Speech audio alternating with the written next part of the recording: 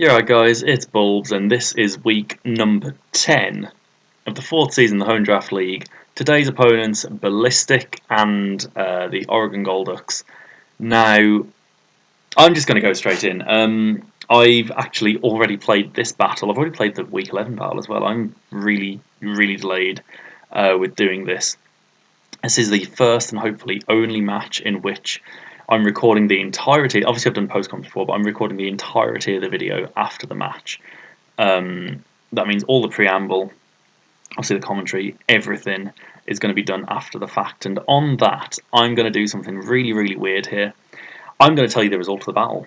I lost against Ballistic in this week, but hopefully this gives the opportunity for a somewhat different video.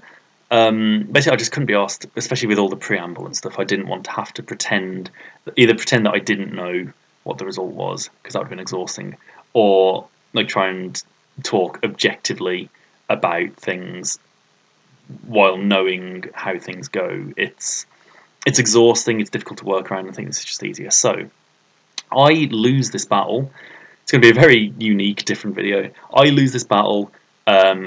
But I can now use the preamble to sort of assess why a little bit. It's going to give a pretty weird, unique, new perspective on the way I do these videos. Hopefully it won't happen again, because I'm going to be a lot more organised in the future and actually record stuff before battles and all that. Let's go into the video. So here are the league standings. Fortunately, I did get a screenshot of the league standings before I played the battle.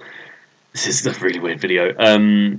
Yeah, I'm third in the table. The Golducks, as you can see, are seventh. Now, that might make you think, well, obviously you're going to be the favourite. The Golducks are coached by Ballistic, who is the best coach I've ever met in my entire life, and I worship the ground that he walks upon. He is so good. He just didn't have a great team. He had a really poor team for the first half of the season. He made a few trades, and since those trades, which have probably patched up his team, he is now on a 3-match win streak, soon to be 4 because he beats me. Yeah, so there's not too much to be said about the league table, and I don't want to say too much anyway, because, like I say, I know how other results go as well, so I know where we're at, but I'm pretty sure I'm like 2 wins away from securing, at this point, looking at the teams, I think. Actually, no, I'm 1 win. Yeah, I'm 1 win away from securing playoffs. Because if you look at the Veni Vidi Victini and the Michigan Milltanks, they're the only teams that can catch up to me. There's 3 games left. So there's 13 games in the full season, so they've got 3 games left, which means that those 2 teams can only hit 7 wins. So all I need to do is hit 8 wins. If I hit 8 wins out of 13, I've guaranteed playoffs.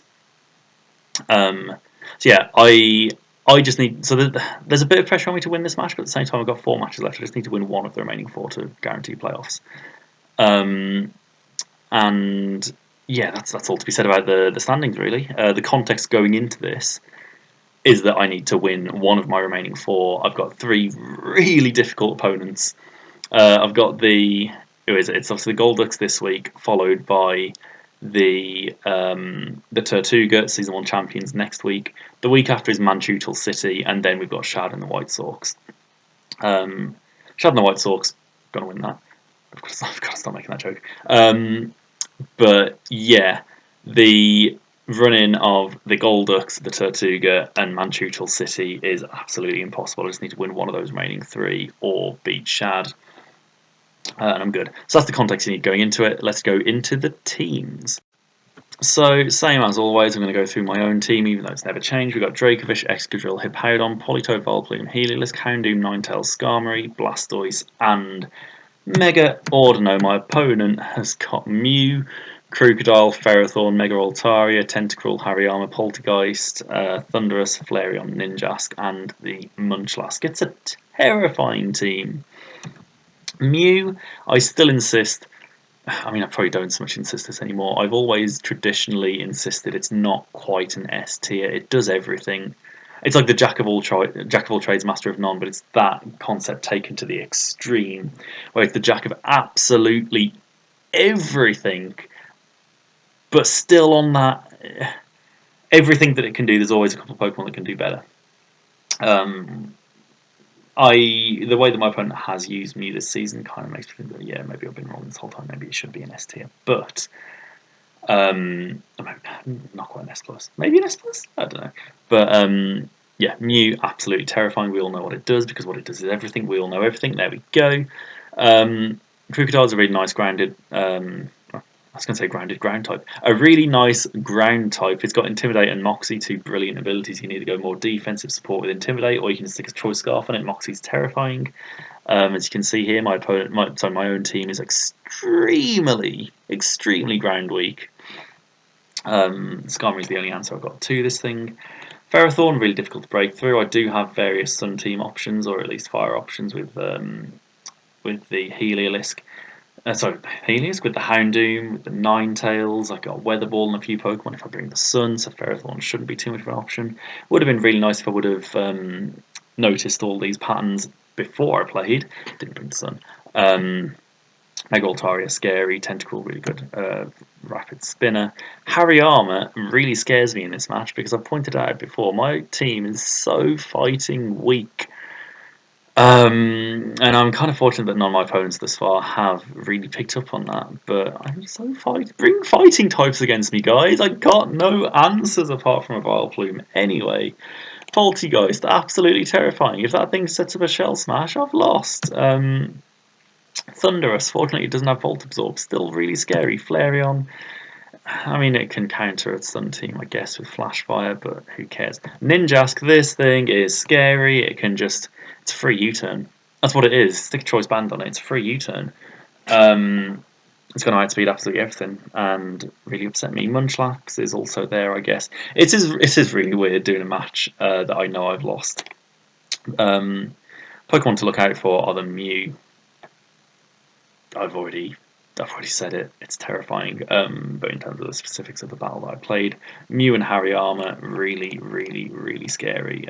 Nothing else really got a chance to see much action. Bit of a spoiler alert. Not a great battle. Yeah, I'm just going to jump straight into the team builder. This is a really weird video.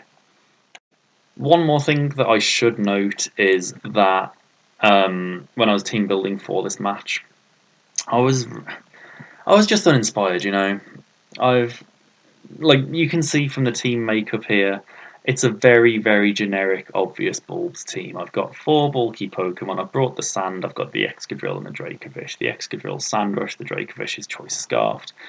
It's really easy to plan around. But I did look at my opponent's team over here, and if you look in the Water Weak column, his only answers to Vicious Rend are the Tentacruel, which isn't the most physically defensive, still a 2-hit KO. So the Mega Altaria isn't very physically defensive, still a 2-hit KO, and the Ferrothorn, which I think I packed the Low Kick or something for.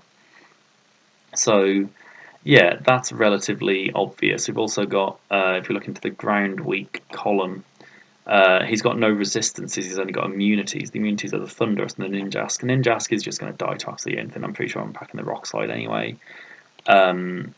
And we've got the Thunderous there, so a Sandrush Excadrill is just... Yeah, I mean, we've got the Rock Slide, we've got the Sandrush. It's uninspired. It's really uninspired, and hopefully I'll get this matchup again if we do make it to the playoffs. And I can try and do something a little bit better against Ballistic, but yeah, I'm not too proud of this team. Skarmory's just there. Body Press, Toxic, Roost, Defog. Body Press is just so it can do something against the Ferrothorn.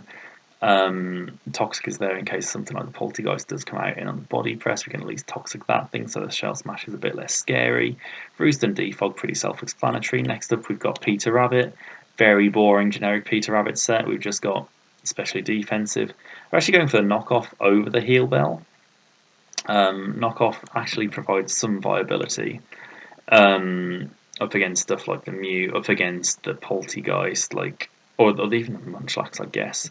Knocking off is quite important. Yeah, very generic Peter Rabbit set.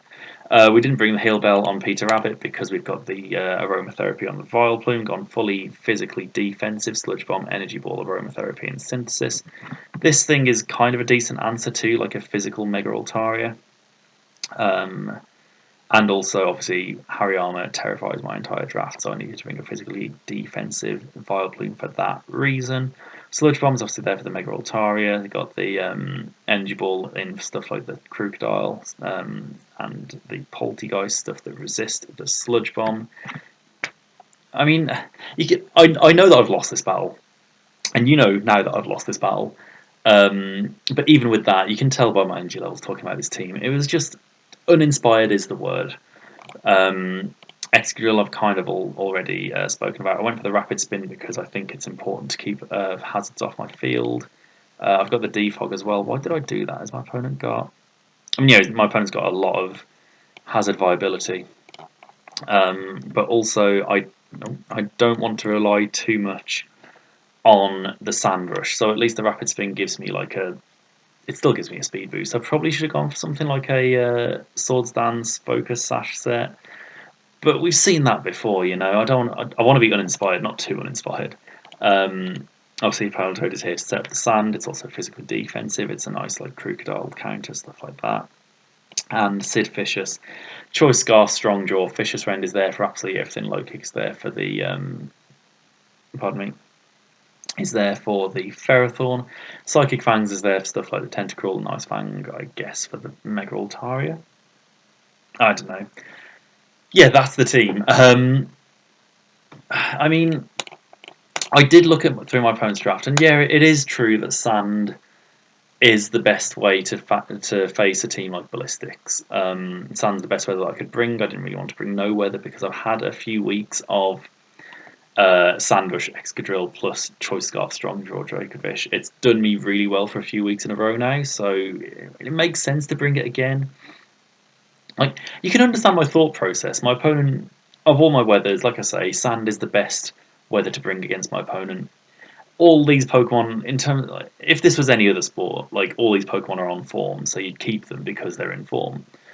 It's not how Pokemon works. It's not how draft leagues work. It's not how counter team format works. Like, yeah, I should have tried to do a bit more interesting sets. I should have, at the very least, noticed that my opponent's got a load of set viability with the Mew, and I should have brought Whirlwind on either the Skarmory or the Hippowdatoad.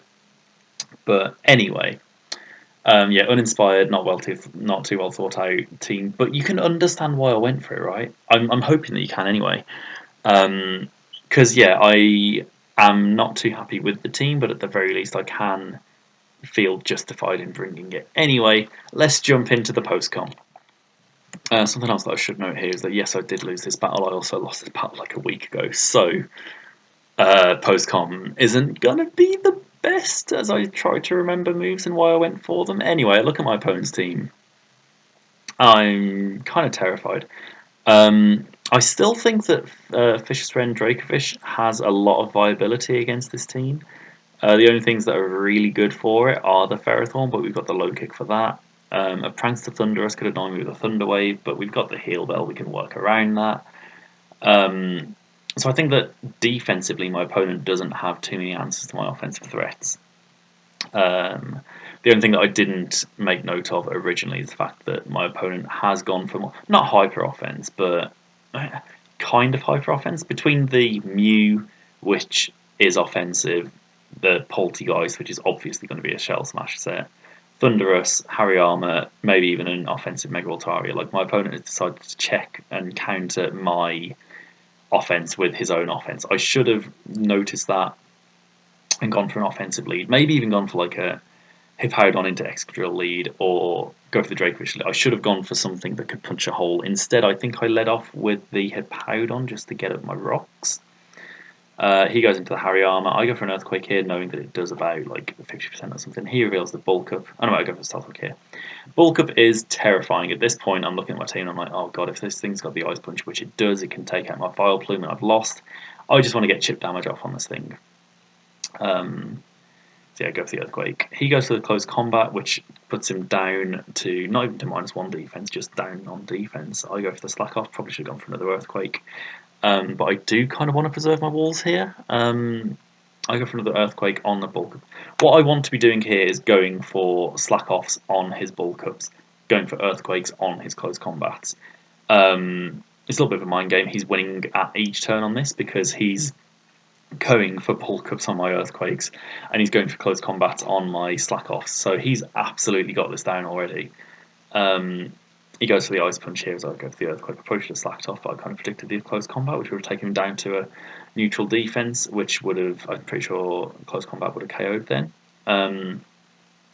Switching to the Immortalis, I think I'm just sacking off at this point. I'm sacking off to get a free switch into the Dracovish, which is the only thing that can kind of deal with this Hariyama. So at the very least, I've forced him to swap out.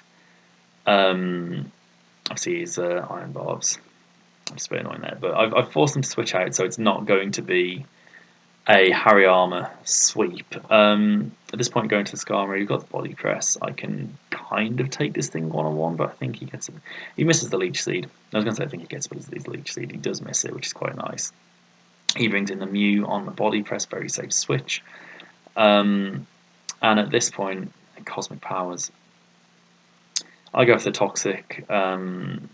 His Cosmic Power. I mean, I know this thing's probably rocking Heal Bell or Rest or something, but the moment I see Cosmic Power, I am terrified. I'll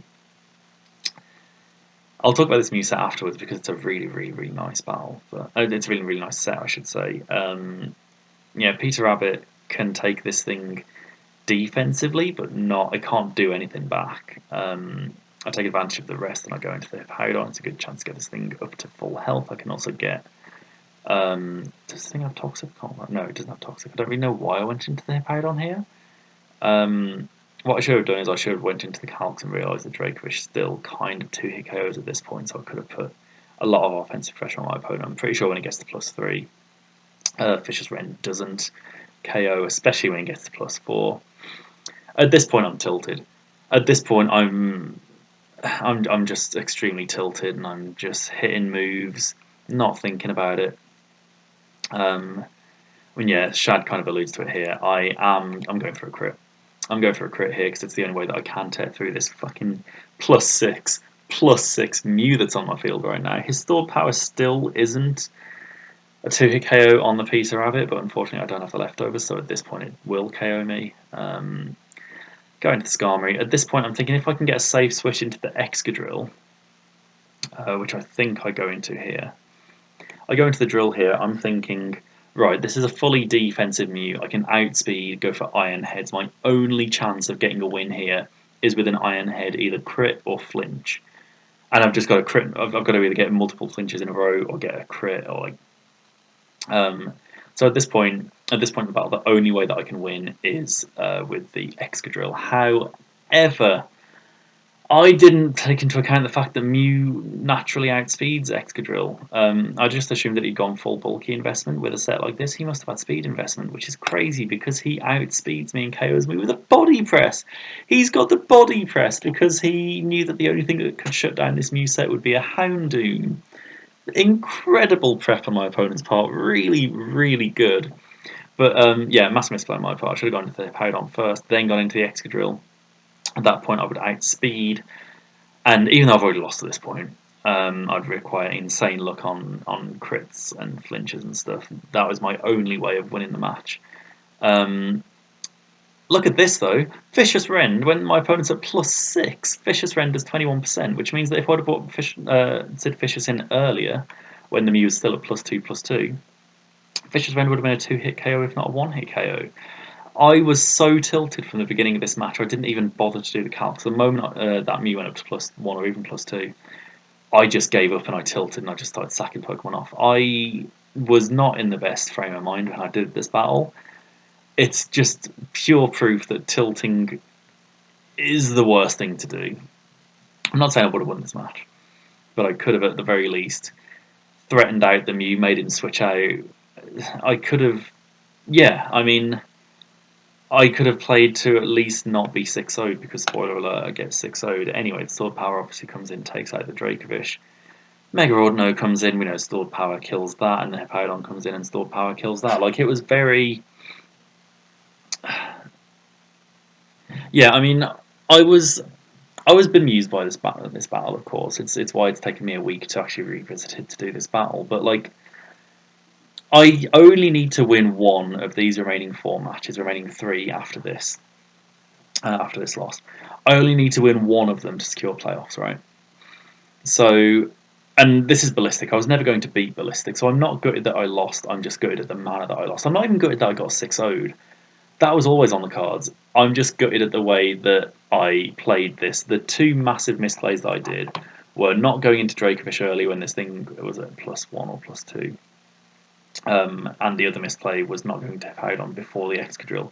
Even though at that point I'm relying on crits or flinches, it was still the right play to do. So yeah, I massively misplayed this battle. Team was uninspired, didn't think through my moves, allowed the tilt to get to me too quickly. Like Ballistic was just in my head from before turn one. I've been saying all along I was going to lose this battle. So yeah, not the best play by me, but hopefully I don't think it'll have too much of an effect on the playoff battle, on the playoff contention. So even though I lost, even though I got trounced, I think I should also say I think this is the first time that I've been properly outplayed in a match. The worst I've played before this was probably when I beat the Darkrai's. I only beat them because the Ice Fangs flinches. No, sorry, the Ice Fang freezes.